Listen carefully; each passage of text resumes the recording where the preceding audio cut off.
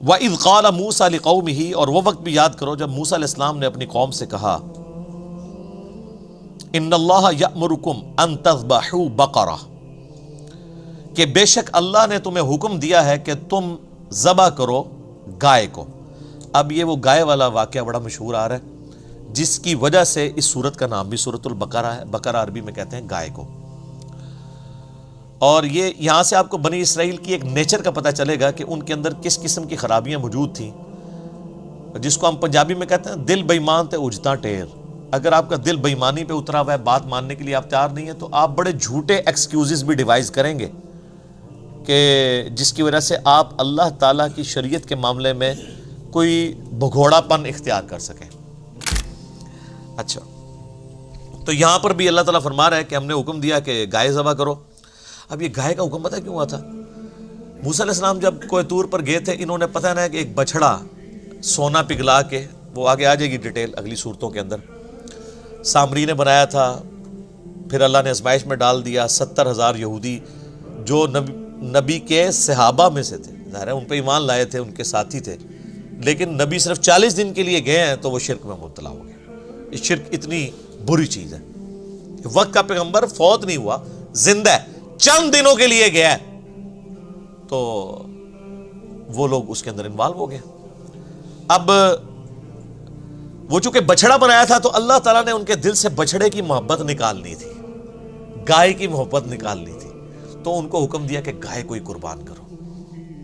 یہ آپ کو حج اور عمرے کے موقع پہ بال کیوں منڈوائے جاتے ہیں؟ تاکہ اندر کا غرور ٹوٹے۔ بال سنوارنے کا بڑا شوق ہوتا ہے نا بندے کو، ظاہر ہے ایک حسن کی علامت بھی ہے بال۔ یہ تو گنجوں سے آپ پوچھیں تو آپ کو پتہ چلے گا کہ بیچارے کیا کیا پاپڑ بیلتے ہیں ان بالوں کے لیے وہ، ٹھیک ہے۔ تو وہ اللہ تعالیٰ نے پھر نبی علیہ السلام نے 3 دفعہ دعا فرمائی ان کے لیے جو سر منڈواتے ہیں حج اور عمرے کے موقع پہ، اور 1 دفعہ ان کے لیے جو بال چھوٹے کرواتے ہیں۔ چھوٹے تو آپ نے بہرحال کروانے ہی ہوتے ہیں۔ اچھا، اب یہاں پر ان کو گائے کی قربانی کا حکم ہوا، تو آپ دیکھیں کہ پیغمبر کے ساتھ گفتگو کس طریقے سے یہ لوگ کر رہے ہیں۔ قالوا اتتخذونا ہزوا، کہ اے موسیٰ آپ ہم سے مذاق کر رہے ہیں؟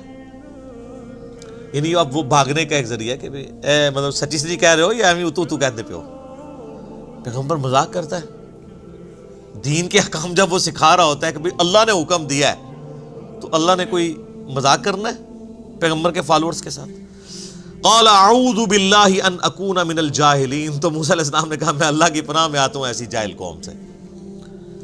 یعنی آپ دیکھیں کہ پیغمبر کو مانے ہوئے ہیں، اس کے باوجود حرکتیں دیکھیں۔ اب کئی لوگوں کے دماغ میں یہ، جن لوگوں کو وہ غلط پٹیاں پڑھا دی ہوئی ہیں نا کہ وہ صحابہ کرام تو معصوم ہوتے ہیں اور الصحابۃ کلہم عدول، وہ تو مطلب یہ ہے کہ حدیث روایت کرنے میں وہ عدول ہیں، باقی تو عام انسانوں کی طرح ہی ہوتے ہیں۔ اب یہ سارے صحابہ ہی ہیں نا جو موسیٰ علیہ السلام کے ساتھ کر رہے ہیں، تو اس میں کوئی توہین والی بات نہیں، انسان ہے۔ ہمارے نبی علیہ السلام کے صحابہ کے بارے میں قیامت تک کے لیے سورۃ الجمعہ کی آیات آ گئی ہیں قرآن کے اندر، اس کو آپ ضعیف بھی نہیں کر سکتے کہ نبی تمہیں خطبے میں اکیلا چھوڑ کے چلے گئے جب انہوں نے دنیا کا مال دیکھا۔ تو بخاری مسلم میں حدیث موجود ہے، وہ ایک قافلہ آیا تھا، وہ سب لوگ حضور تقریر کر رہے ہیں تو اٹھ کے چلے گئے سوائے چند لوگوں کے۔ آپ کو کہ سورۃ الجمعہ کی آیات ہی نہیں پڑھنی چاہیے، گستاخی ہو جائے گی، تو اپنی عقل کا علاج کروائیں۔ اس سے بڑی چیزیں موجود ہیں کہ انبیاء کی غلطیوں کا ذکر قرآن میں ہے، وہ تو اس سے بڑی گستاخی ہے۔ صحابہ تو شاید کوئی نہیں انبیاء کے مقابلے میں۔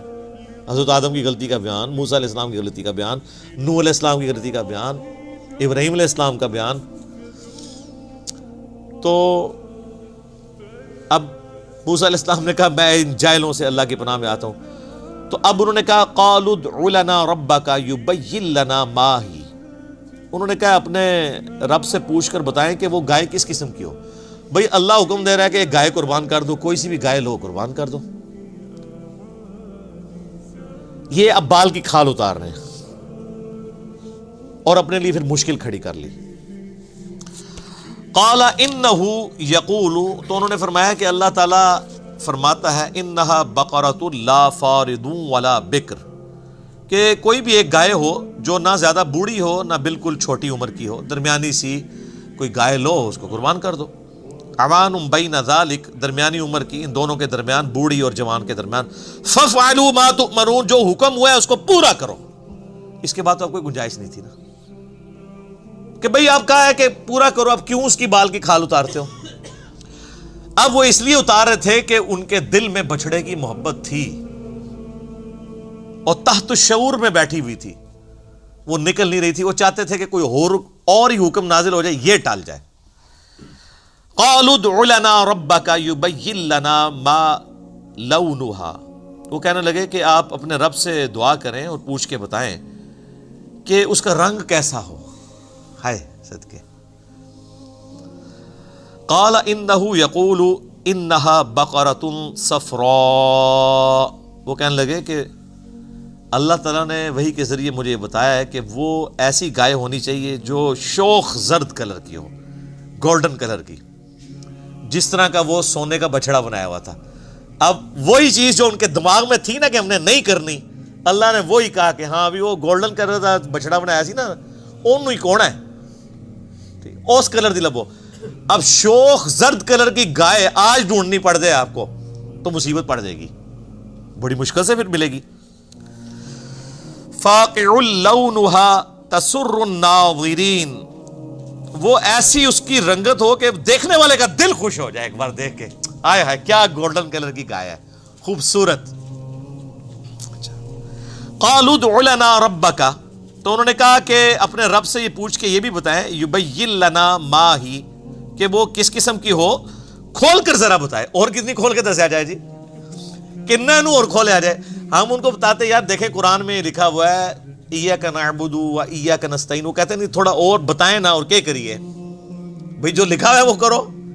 وہ اصل میں بابوں کو پکارنا چھوڑنا نہیں چاہتے تو وہ بال کی کھال اتارتے ہیں۔ اچھا جی سنی ہے، جی سنی ہے، سنیوں کی حدیث کی کتابیں کون سی؟ جی بخاری مسلم۔ آپ نماز اسی طریقے پہ پڑھ رہے ہیں؟ جی بتائیں کدھر طریقہ لکھا ہے؟ بخاری مسلم طریقہ دکھائیں کہ بھئی رکوع میں جاتے ہوئے اٹھتے ہوئے رفع الیدین کرنا ہے۔ وہ کہتے ہیں اس کو چھوڑیں، اچھا یہ بتائیں، یہ کیوں بتائیں، پہلے اس کے اوپر تو عمل کرو۔ وہی بال کی کھال اتارنا، کسی طریقے سے جان چھوٹ جائے، معاشرے سے ٹکرانا نہ پڑے، کیونکہ معاشرے سے ٹکرانا تو مشکل کام ہے۔ اچھا تو کہنے لگے کہ پوچھ کے بتائیں نا، ہمیں تو سمجھ نہیں آ رہی۔ ان البقرہ تشابہ علینا، بے شک ہم پر تو مشتبہ ہوگی بات، ایمبیگوس ہوگی سچویشن کی، کون سی گائے ہو، ان دسو کیڑی گائے ہو، دس دیتا بھی بھئی نہ بڑی عمر کی ہو نہ چھوٹی عمر کی ہو، کر دو۔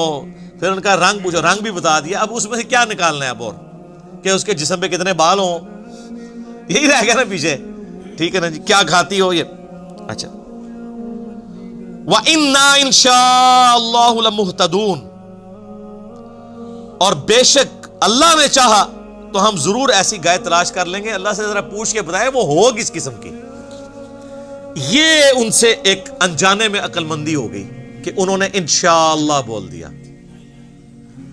اگر یہ انشاءاللہ نہ بولتے نا تو عذاب ہی آنا تھا، گائے نہیں تھی ان کو ملنی۔ یہ انشاءاللہ کی برکت ظاہر ہوئی تو انہوں نے کہا بتائیں۔ اب اللہ تعالیٰ نے پھر ایک اور شرط میں اضافہ کر دیا۔ قال انہ یقول، تو موسیٰ علیہ السلام نے کہا کہ اللہ تعالیٰ بے شک فرماتا ہے انہا بقرۃ لا ذلول تثیر الارض، وہ گائے ایسی ہونی چاہیے کہ جس کو زمین میں کبھی ہل چلانے کے لیے جودا نہ گیا ہو، بڑی لاڈلی قسم دی گھر دی پلی گاں ہوئے، کبھی اس سے کوئی کام نہ لیا گیا ہو۔ ولا تسقی الحرث، اور نہ پانی کھیتی کو دینے کے لیے کبھی وہ یوز ہوئی ہو۔ مسلمۃ لا شیۃ فیہا، اور بے عیب بے داغ ہو، کوئی زخم نہ ہو، کوئی جسم کے اوپر نشان ایسا نہیں ہونا چاہیے، کوئی سینگ نہ ٹوٹا ہوا ہو، کوئی آنکھ اس کی ہر عیب سے پاک ہو۔ اب ڈھونڈو، یہ تو پھر ہمیں تورات میں اسرائیلی روایتوں میں ملتا ہے کہ وہ پھر ذلیل ہو گئے ایسی گائے ڈھونڈنے کے لیے۔